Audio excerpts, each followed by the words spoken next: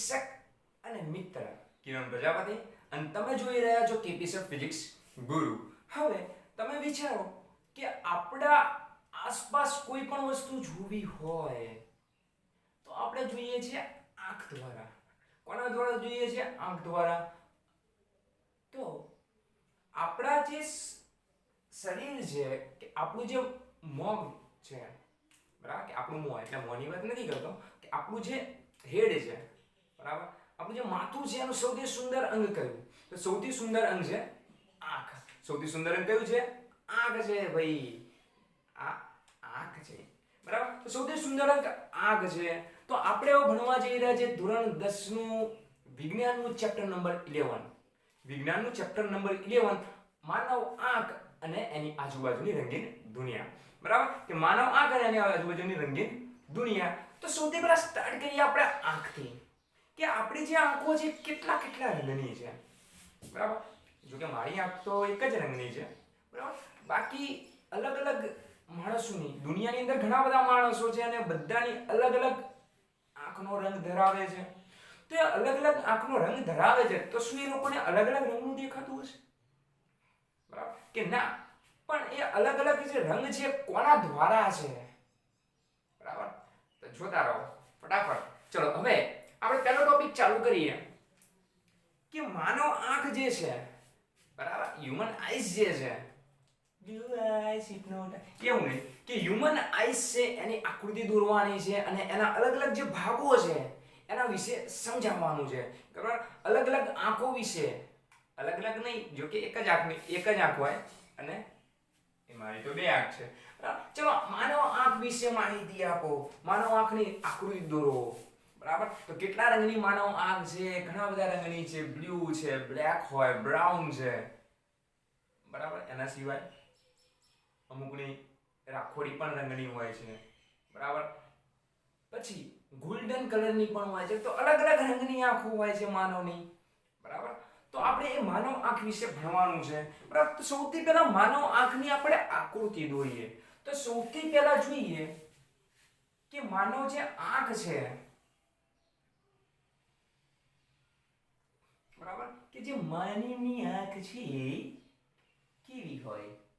તો સૌથી પહેલા આપણી જે આંખ છે એ સૌથી પહેલો જે પડદો છે, સૌથી પહેલો જે પડદો છે, સૌથી પહેલા જે આવે છે એને કહેવાય પારદર્શક પટલ. પારદર્શક પટલ, બરાબર. અને જે પારદર્શક પટલ છે એને કોર્નિયા પણ કહેવાય છે. કોર્નિયા, બરાબર, કે આ જે પારદર્શક પટલ છે એને કોર્નિયા કહેવામાં આવે. પછી પારદર્શક પટલની અંદર એક રંગ ભરેલું, સોરી, એક પ્રવાહી ભરેલું છે, બરાબર, કે અહીંયા એક પ્રવાહી ભરેલું હોય તો એ જે પ્રવાહી છે એને શું બોલવામાં આવે? તો એ જે પ્રવાહી છે એને બોલાય તરલ રસ. તરલ રસ, કે જે પ્રવાહી છે એને આપણે તરલ રસ બોલશું, બરાબર. હવે તરલ રસની પાછળ શું આવે? તો તરલ રસની એક્ઝેક્ટ પછી, બરાબર, કે આપણી આંખની ઉપર પહેલા એક પારદર્શક પડદો આવશે, બરાબર. એ પારદર્શક પડદો, પારદર્શક પડદાની અંદર આખું શું ભરેલું હશે? તરલ રસ ભરેલું હશે, બરાબર. કે તરલ રસ, કે આખું એક રસથી ભરેલું હશે, પણ એ રસ કેવો હશે? એ પણ પારદર્શક હશે, બરાબર. તો એ તરલ રસ ભરેલું છે અને તરલ રસની એક્ઝેક્ટ પછી આવે છે એક પડદો, સ્નાયુમય પડદો, જે આપણે શું કરીએ છીએ કે અલગ અલગ રંગની જે, બરાબર, કે અલગ અલગ રંગની જે આંખો દેખાય છે તો બસ એ પડદાના કારણે છે, પડદાના કારણે છે. તો એ જે પડદો છે એને શું બોલવામાં આવે? તો એ જે પડદો છે એને બોલવામાં આવે કનિનિકા, બરાબર. કે એની પાછળ એક પડદો છે જેને શું બોલવામાં આવે? કનિનિકા, બરાબર. ચલો આપણે આંખ દોરીએ, બરાબર. અહીંયા હું સાઈડમાં એક આંખ મસ્ત મજાની દોરું છું, કોની જ આપણને ખબર નથી, બરાબર. એક મસ્ત મજાની આંખ દોરું છું, બરાબર. આંખ દોરતા ના આવડે તો કે જોઈએ યાર, આપણે કોઈ શું નથી,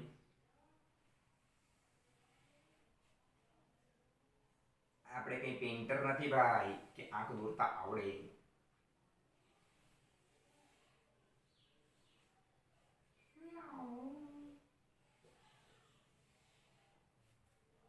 અહીંયા આ રીતનું છે,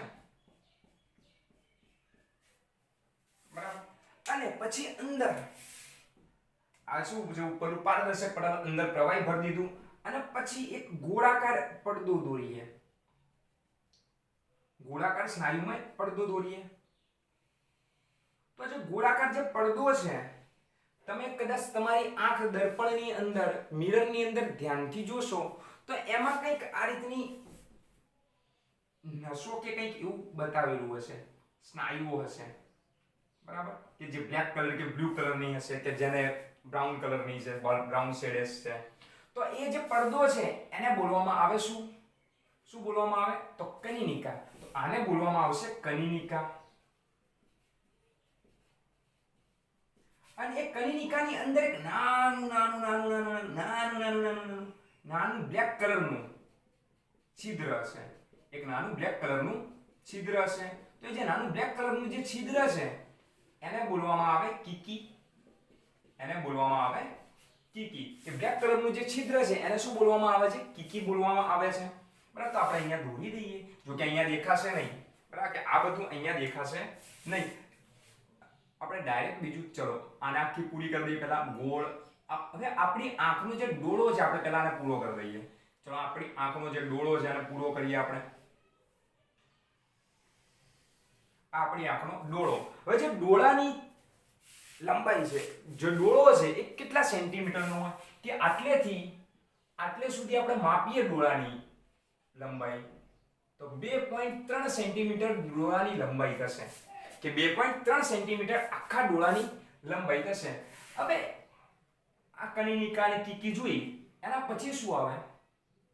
તો કનિનિકા અને કીકી જે જોઈ એના પછી આવશે સિલિયરી સ્નાયુ.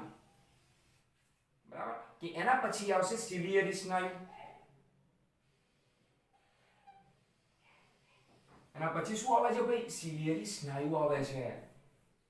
What is that? That means ciliary snayu. That is the ciliary snayu. What is that? This is the ciliary snayu type. This is the ciliary snayu. Okay, ચલો, બરાબર, કે આ જે છે એને બોલવામાં આવે સિલિયરી સ્નાયુ. સિલિયરી સ્નાયુ. અને મારે આ બે દર્શાવવા છે તો કઈ, ચલો હજુ એક મૂકી દઈએ આપણે કે એના એક્ઝેક્ટ બે સિલિયરી જે સ્નાયુ છે, ઉપર નીચેના જે સિલિયરી સ્નાયુ છે એની એક્ઝેક્ટ વચ્ચે શું હશે? તેની એક્ઝેક્ટ વચ્ચે છે એક મણિ, એટલે કે એક લેન્સ છે, નેત્રમણિ. બરાબર, કે બહિર્ગો લેન્સ જેવો એક નેત્રમણિ હોય છે, કે આને આપણે નેત્રમણિ બોલશું. બરાબર, હવે નેત્રમણિની ઉપર કીકી, કે અહીંયા નેત્રમણિની ઉપર કીકી, અને કીકીની આજુબાજુ જે પડદો છે, જે આપણે અલગ અલગ રંગની આંખો દેખાય છે, પડદો છે, જેને બોલવામાં આવે શું? કનિનિકા. કનિનિકા, જેને બોલવામાં આવે કનિનિકા. અને અહીંયાથી અહીંયા આ જે પડદો છે, આ જે પડદો છે એને બોલવામાં શું આવશે? તો નેત્રપટલ. એને શું બોલવામાં આવશે? તો નેત્રપટલ બોલવામાં આવશે, અથવા તો એને ઇંગ્લિશમાં કહેવાય રેટિના. રેટિના બોલવામાં આવે. અને આ જે રેટિના છે, ચલો આપણી આંખ છે, બરાબર, કે આપણી આંખ છે કે કોઈ પણ વસ્તુને જુએ છે, તો કોઈ પણ વસ્તુને જોવે છે તો ડાયરેક્ટ મગજને ખબર કઈ રીતના પડે છે? તો મગજની અંદર શું કોઈ બેઠું કોઈ કીડો બેઠો જોઈ રહ્યો છે? એવું નથી. કે મગજની અંદર શું થઈ જાય છે કે જે પ્રતિબિંબ છે કન્વર્ટ થશે. કન્વર્ટ કેની અંદર થશે? કંઈક વિદ્યુત કે કંઈક ઉર્મી વેગ, બરાબર, કે કંઈક એવો કરંટ હશે જે આપણા મગજ સુધી પહોંચે છે. ઇલેક્ટ્રિક કરંટ નથી. અહીંયા કયો કરંટ છે? અહીંયા કયો કરંટ છે? મને ખબર નહીં. બરાબર, કે અહીંયા એક જાતનો કરંટ પાસ થાય છે, કે આ બધી એક જાતની તાર હશે, એક જાતના તાર છે. તો જે તાર છે એને શું બોલવામાં આવે? તો દ્રષ્ટિ ચેતા. દ્રષ્ટિ ચેતા બોલવામાં આવે છે. બરાબર, કે અહીંયા એક જાતનો કરંટ પાસ થાય છે, જેને આપણે ગુજરાતીમાં ઉર્મી વેગ કહીએ છીએ. બરાબર, તો આ આખી રચના થઈ, કે આ આખી શું થઈ? રચના થઈ. હવે દરેક વિદ્યાર્થીઓ હું જે બોલું છું એ નોટ કરશે કે આ બધાના કાર્યો શું છે. બરાબર, કે આ બધી જે આંખના જે બધા ભાગો લખ્યા એના કાર્યો શું છે? તો કાર્યો તમારે ધીમે ધીમે એક્સપ્લેન કરા. સૌથી પહેલા આવશે પારદર્શક પટલ. બરાબર, તો પારદર્શક પટલ શું કરે છે? તો પારદર્શક પટલ ક્યાં આવેલું હોય? પહેલી વસ્તુ, પારદર્શક પટલ ક્યાં આવેલું લખવાનું છે કે પારદર્શક પટલ એ આંખની સૌથી બહારનો પડદો છે. આંખની સૌથી બહારનો પડદો છે અને જ્યારે પ્રકાશ કે કોઈ પણ વસ્તુનું પ્રતિબિંબ, કોઈ પણ વસ્તુનો જે પ્રકાશ જ્યારે આંખમાં પ્રવેશે ત્યારે સૌથી પહેલું વક્રીભવન થશે આ પારદર્શક પટલ દ્વારા. સૌથી પહેલા વક્રીભવન થશે આ પારદર્શક પટલ અને અંદર ભરેલું જે તરલ રસ છે એના દ્વારા શું થશે કે એ વક્રીભવન થોડુંક પામશે. એના પછી આવે છે કનિનિકા. એના પછી આવે છે કોણ? તો કનિનિકા આવે છે. તો કનિનિકા શું કરશે? કનિનિકાનું કામ શું છે?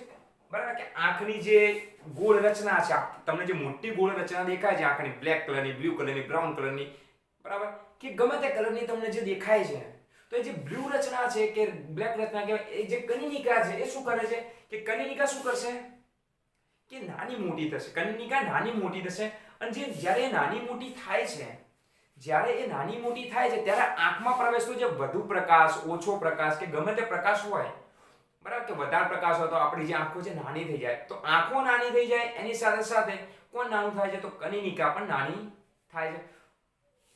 તો કનિનિકાનું કામ શું? તો કનિનિકાનું કામ શું? પેલા કનિનિકા કોને કહેવાય? તો આંખની અંદર આવેલો એક ઘેરા રંગનો સ્નાયુમય પડદો. ઘેરો રંગ એટલે કેવો? અલગ અલગ જાતના રંગ મેં કીધા, બ્લુ, બ્લેક, બ્રાઉન, બરાબર. તો એ જે ઘેરા રંગનો જે સ્નાયુમય પડદો છે, ગોળ પડદો છે, એને બોલવામાં આવે કનિનિકા. અને કનિનિકાનું કામ શું છે?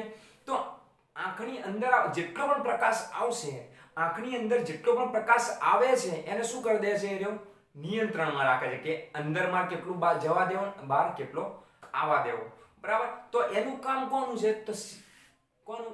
કનિનિકાનું. અને કનિનિકાની અંદર એક નાનું છિદ્ર આવેલું હોય જેને આપણે કીકી કહીએ છીએ. તો કીકી પણ આ જ ભાગ ભજવે છે. કીકીનો પણ આ જ ભાગ છે. પણ કીકી શું કરે? થોડું વક્રીભવન કરે છે, બરાબર, કે જે પ્રકાશના જે વિકિરણો જે સીધા કરવાનું કામ કરે છે, બરાબર. હવે કીકી પછી કોણ આવ્યું? એક્ઝેક્ટ નેત્રમણી છે. તો નેત્રમણીનું બહુ અગત્યનું કામ છે કે કીકીમાંથી જે પ્રવેશતો પ્રકાશ છે, બરાબર, કે આટલું નાનું છિદ્ર છે, કીકીમાંથી જે પ્રવેશતો જે પ્રકાશ છે એને શું કરશે?